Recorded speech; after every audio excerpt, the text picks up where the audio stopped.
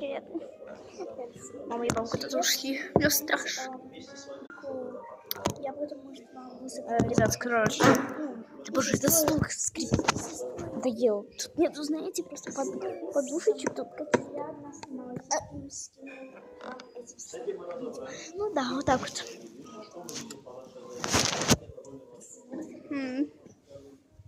Ладно, давайте сейчас поговорим. Я, короче... Ужас, ребят. Стекло пододвинуло.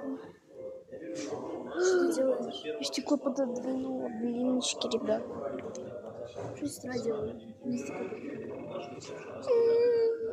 Может, пленочку, а лучше не стекло.